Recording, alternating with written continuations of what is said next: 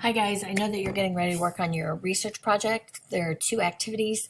One is planning and one is like a cluster diagram. So I just want to talk about those if you haven't started on it already, or if you've done it and it really was, a failing grade. Maybe you want to go back and look at it again. So for one of the activities, you're supposed to select a topic, and a lot of you did make a list of topics. We did that pretty well about the Russian Revolution. We're not writing about World War I. We're not picking our own topic. It's supposed to be about the Russian Revolution or things relevant to that, so we can gain background information for Animal Farm, which we'll be reading in Unit 7. So if you're writing about, any other topic, you're off point. You need to be writing about something related to the Russian Revolution. Okay, so with that said, you've made a list of topics. Now you're going to choose one. The example I gave was about the French Revolution, and I chose, something related to the French Revolution. So it could be Marie Antoinette, it could be La Bastille. So let's say I pick one. I'm going to do La Bastille. And then I go to Wikipedia or an encyclopedia of some sort, and I start exploring this topic to see if it's going to be something that I can do.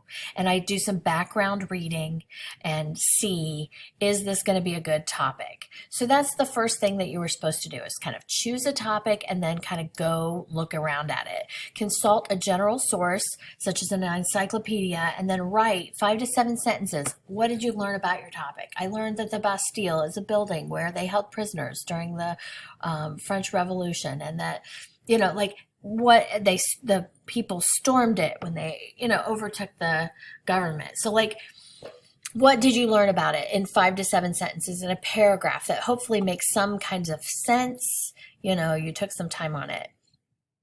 After you do that, then you say, okay, what are 3 major questions or research topics that I could write about for the Russian Revolution? If I focused on the Bolsheviks, what do I have some questions about that? What's going to be my driving force? Why do I want to find out this information? What am I going to say? What's the point of my paper? So you want to make sure that you phrase it as a question, and that's going to be kind of your main idea or thesis of the paper. So if I use the Bastille, I might talk about its impact on the French Revolution, or why it was significant or symbolic, or, what about it am I going to write? So I'm going to come up with some questions.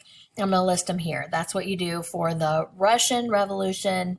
3 questions, and then you asterisk the one you like. Put a little, star by it.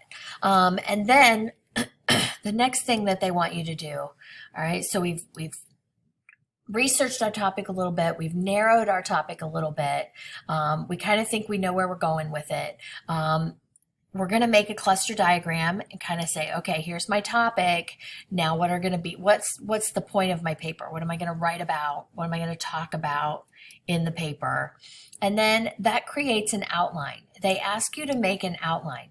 An outline is not a paragraph. It's not just random written sentences. It's bullet points. It's examples, quotes, definitions, things you're going to include in your paper. It's a blueprint for your paper. What am I going to say about the Russian Revolution and the Bastille?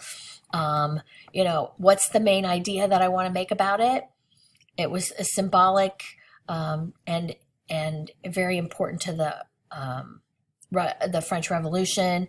I'm going to talk about the impact of it, why they did it, how it was used, whatever. I'm going to come up with different elements that I want to include and researched information to go with it. So you really want to create your outline, because then the outline becomes the paper. It becomes your research paper, because the first part is your first paragraph, and the second part is your second paragraph, and the third part is your third paragraph. So take time to make the outline, so you're not just randomly writing facts all out of order. There's some purpose and focus to your paper. Okay, good luck, guys.